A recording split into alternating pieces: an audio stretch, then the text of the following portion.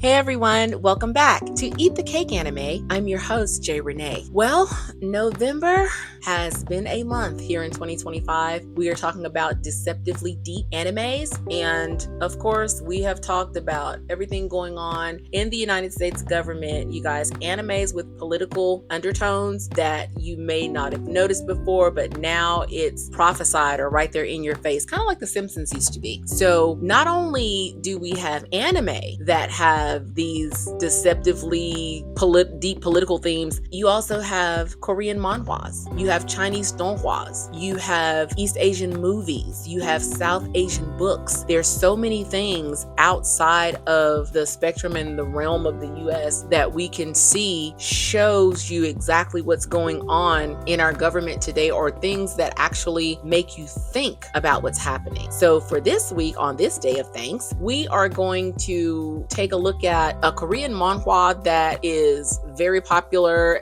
very satisfying, and it's just overall a great watch, a great read, however you get it. The title is The Remarried Empress. The Remarried Empress is one of the most popular manhwas in Asia today. And you may think, well, how can a manhwa have so many deep political themes and undertones, deceptively deep, and it's so popular? Because the genre that the Remarried Empress is under is actually fantasy. You have your romance anime, your fantasy anime that of course people love. Now, the original run for the web novel for the Remarried Empress began in October 2019. It is still going strong and it is fantastic. The Remarried Empress is one of the most popular manhwas in Asia today. The adaptation that we're going to talk about of the manhwa was released as a webtoon, and as of April, the individual chapters have still been collected into volumes, and it's still going on, and a second half is scheduled to be released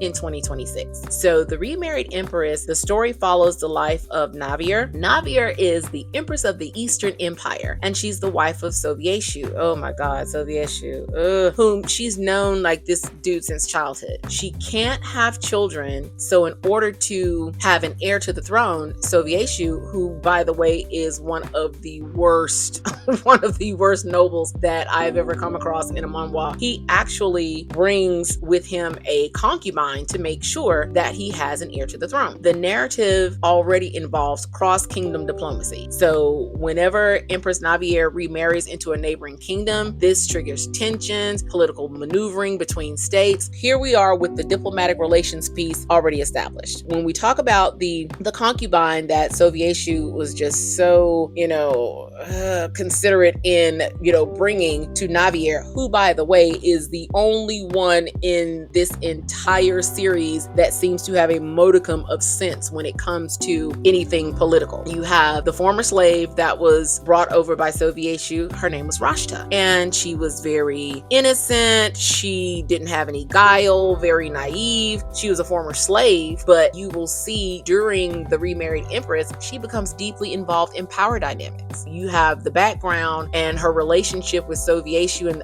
other nobles begin to highlight certain things that we talk about: a power imbalance, how status influences political negotiation. It's all right there, even when you're looking at Rash's character. And you'll also see during this entire manhwa, guys, the Remarried Empress, when I tell you that they highlight these issues of class, the classism and the slavery, they are on it. I mean, there is no stone that comes unturned, and the influence that these things have are like a ripple effect throughout the kingdom, and it's very, very interesting to see. Now, beyond the external politics, of course, you have Navier, who is unhappy. She, leaves a marriage, she remarried, hence the title, The Remarried Empress. But then there's this whole situation with how she loves to retreat to her garden, and she comes across this bird who has a note, who, she responds to the note, and then turns out the bird is actually a prince, Prince Henry. Now, why there's an I in his name, I don't know, but it comes about through this playful back and forth, and then,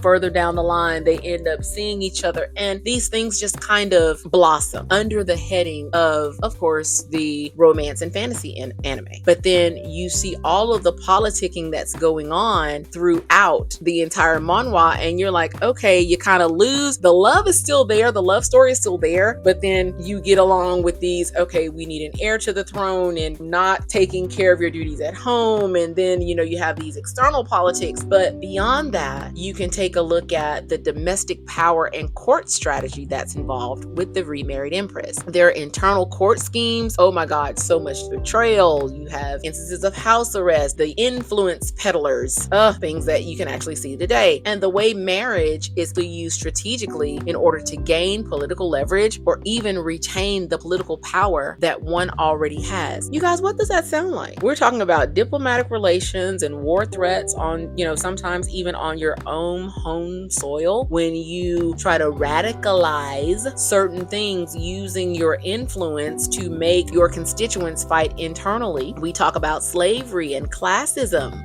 There's a power imbalance, and what does that look like, and who deserves to come out on top? Does any of this sound familiar?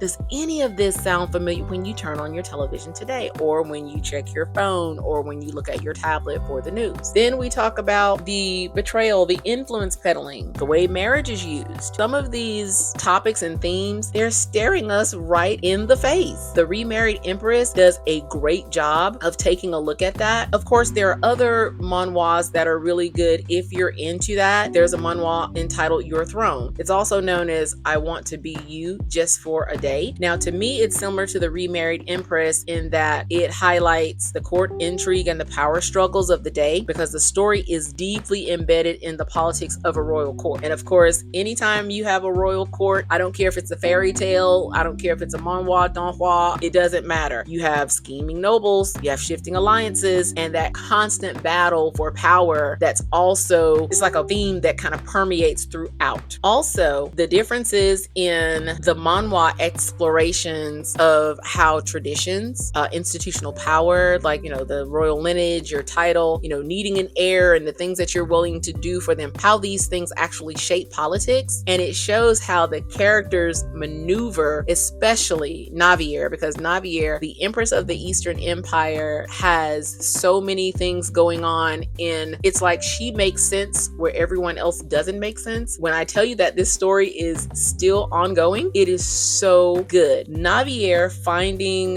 the confidant, and the friend in Prince Henry of the Western Empire, they're developing their feelings. They have the divorce proceedings that she's going through from Sovietshu, but she only has one condition. And then things kind of take it from there. But everything we're discussing, it's in the manhwa adaptation that was released as a webtoon, The Remarried Empress. It is so good. There's also, of course, a web novel that's involved. With it being so popular, they even have a live action television series announced in April of this year, and it's actually set to premiere in the US in the second half of 2026. This is a great manhwa for those who love webtoons, who are a fan of the artwork. Everything is kind of set up for it to be a romantic fantasy anime, and there are some very, very funny moments. However, the undertones of political intrigue, classism, independence, women's rights, it is truly a deceptively deep manhwa. I cannot recommend it enough. On a scale of 1 to 10 right now at Eat the Cake Anime, I think I would give it a solid 8.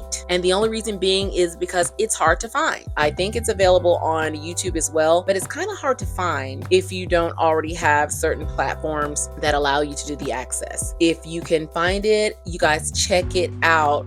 The Remarried Empress is a great manhwa, and it is deceptively deep. I think that's all we have for this week. I hope you have a great holiday. Shout out, as always, to Z Media Studios, Mazani. Great work, as always. Thank you again for all of your hard work. Everyone, when you get a chance, please check her out on all platforms. She does an excellent job. So until next time, don't forget, at Eat the Cake Anime, it is okay to enjoy anime.